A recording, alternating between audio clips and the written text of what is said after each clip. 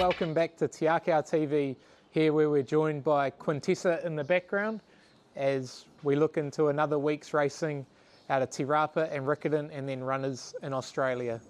We had a successful weekend again last week with winners in Australia and both New Zealand. Obviously Fierce Flight was terrific over the hurdles on Friday at Tiara, and it was great for the owners to be so patient with us and regarding him. Obviously things didn't go to plan with him at Hara, but he bounced back terrifically. And obviously on Saturday, Celestial Wonder was terrific, just missed the kick slightly, and she led up and she found a really good kick. It was a terrific performance, and she's a mare that we have a lot of time for, that has bigger races in mind. And then obviously the winners in Australia that Ben will touch on later in the piece. In New Zealand, our main focus on Saturday is Te Rapa, where we have an exciting 10 runners.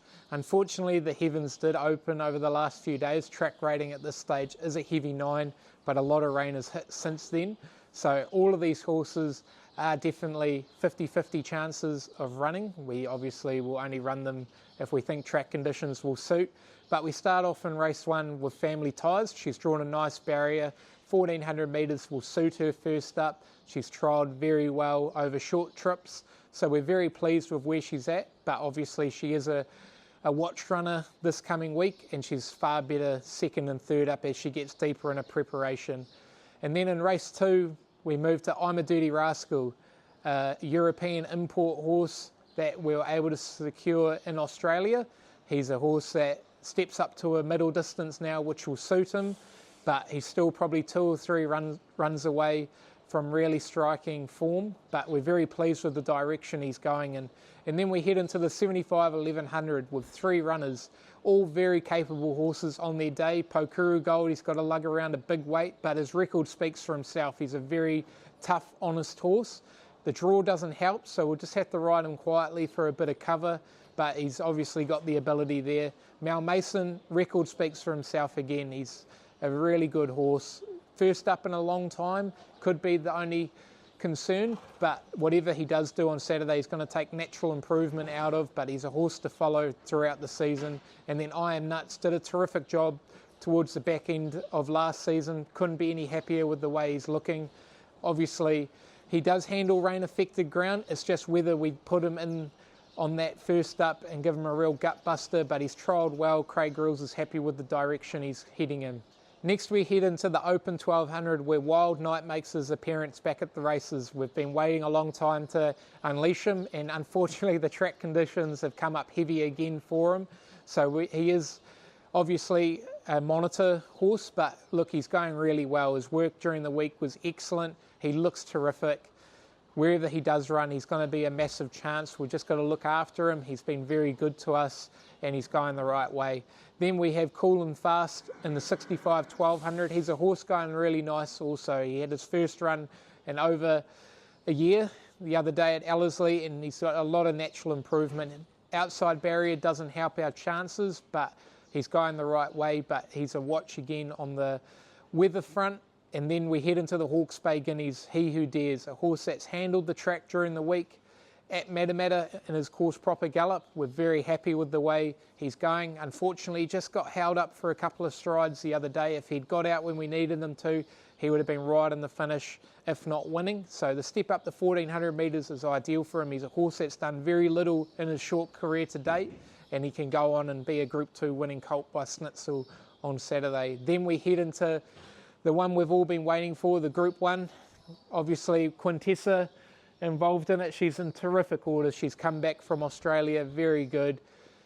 Obviously, the wet track is a big concern for us. There are other options if we don't run on Saturday, so just sit and watch, but we've drawn a nice barrier. Opie's got options. He can ride her out in the open, or we can get in for a bit of cover, which is really good because we didn't have that option over the 1400 metres first up to the mile will be ideal for her. And then Kwali Alfarusha, who will really handle the wet ground. She's handled it in the past. The step up to a mile was ideal. She's drawn beautifully. She does tick a lot of boxes, and Bruno's made a massive impact since arriving in New Zealand to the riding ranks. So she's a very much each way chance in the Group 1, and we're really looking forward to it. Also on Saturday, we've got 9 runners running at Riccarton where they will strike a really good track. That's why we send horses to Riccarton this time of the year, so they're on a decent surface. And in race 2, we kick off with Origin of Love, a beautifully bred filly by Snitzel. She looks the part. If she runs up to her looks, she'll be very hard to beat. From that draw, we'll just have to ride her where she lands, keep her in a rhythm, keep her happy. We do believe she's better at chasing. She did lead up at Timaru, and she was just found a little bit wanting the last bit. She was a bit awkward in her action, just didn't really know what to do having been out in front, but she's trained on well, very pleased with her. So she's an each way chancing. War of Silence, a colt that proved what we paid for him first up at Riccarton. He was very tough in game after doing a few things wrong, found himself in a position he's not used to in leading, but he showed what he's worth. Trained on well, 1400 metres will suit him. Draw's a bit sticky, we'll just have to ride him as he lands, keep him in a rhythm, keep him happy, but he's trained on the right way, and we do believe he's going to be very hard to beat again. And then we move on to the 2-year-old, Out of Blue, the Tangerine Army Syndicate horse. Really looking forward to him. He's done everything possible to please us. He's got straight into the routine. We do believe the Tangerine Army Syndicate will start off a winner. He'll be the far best educated horse down there, so expect him to run a massive race again. And then we move on to Court of Appeal, a mare that's come back in terrific order, won very well first up on the Poly, has to change her form to turf, but she's gone the right way. We've kept her nice and fresh, the mile suits, expect her to be right in the finish again. Then we get on to the old boy, Perfect Scenario, a horse that just grows legs down at Riccarton. He's trained on well since his luckless race over 1200 metres last time. A horse that hasn't had much luck in both runs this time round. He'll be able to get some luck from that draw on Saturday, and he obviously is at a very competitive weight of 59.5 kilos. Jack Taplin's had a sit on him, so he knows what to do, and we do expect him to turn his form around over the 1400 metres. And Stony Brick, he's freshened up well, being a month between runs, dropping back to 1400 metres is ideal. And Jasmine Fawcett, very competitive, strong rider who rides Riccarton very well, so we're very happy to have her aboard him, and we do believe he deserves his winning turn also. Then we move on to Elegant Lady, a horse that you would have liked to have seen a little more first up over the mile, but it was a very firm surface at Timaru. She's trained on well since then. The 2000 metres is ideal. From that draw, we'll just have to ride her where she lands. She's very well placed at the weights, and we do believe she will be better second up. And then we move to the last, Insatiable, a horse that just loves running down the chute. He's got a very good record at Riccarton in these sorts of races. Obviously, he's got a good first up record too, so expect him to race very well with the 3 kilos off his back. And Legally Binding, couldn't have done any more to please us first up. Obviously, if it was 1,000 metres, he does win. He's taken natural improvement from that. The 4 weeks between races has been ideal for him, so expect him to race very well, having had that experience down the chute also.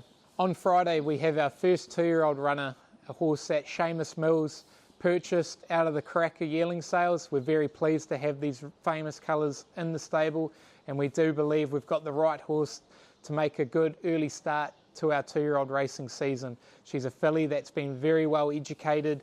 She's trialled enormously well. She's got the right pedigree. Obviously, there are some sharp horses in the race, but we do believe our girl will handle the wet track better than most. She's drawn nicely. We've got senior rider Craig Grills aboard. She ticks a lot of boxes, and if she can take her form that she's had at home to the races, we do believe she's going to be very hard to beat. So a really exciting weekend ahead here in New Zealand. Obviously, the debuting of the Tangerine Army Syndicate. We're very hopeful of a good, strong winning start for that syndicate crew, and obviously a horse to follow for me this week would have to be He Who Dares. He's a horse that's worked enormously. He's got a really good record. He's a very promising colt, so that's where the horse to follow. So now over to you, Ben. Interview from a different angle this afternoon. Here's Ladarado ahead of a run tomorrow night in the Scarborough Stakes, just having a bit of R&R. She put in a really nice gallop on Monday morning, and it's all systems go to Friday night. She didn't draw the best barrier, gate 9, but it's only a small field, and she's got good gate speed in previous 1200 metre events, so hopefully she can show that tactical speed and get into a nice position. Obviously Esh is going to be the one to beat in that race, but if she brings her A game and the 1200 metre form where she's had 3 runs for, she's never missed a placing, then I think she can show she's certainly on track for 1,000 guineas, with that being a month away. And Imperatrice in past years has made Moonee Valley her home. Do we think Laterata can do the same? Yeah, fingers crossed that the as Matt Hill says, the Tangerine Tsunami can come back to the valley. We'd love to see her, what people may call upset Escher, the favourite, but it certainly wouldn't be an upset in our eyes. We think she's going super. You can see in her face, her coat's sort of continuously coming out, but as for the rest of her body, it's just about there.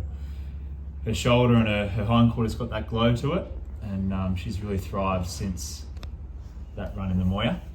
And her work on Monday morning was terrific. So she's a happy, relaxed filly at the moment, and we think she'll run a bold race and do Imperatrice's name proud. And tomorrow we're off to Benalla. Yep, we've got Tatahi Bay for John Galvin and Fortuna Racing. Having her second up run there, just put a line through her first up run. She was on a heavy track.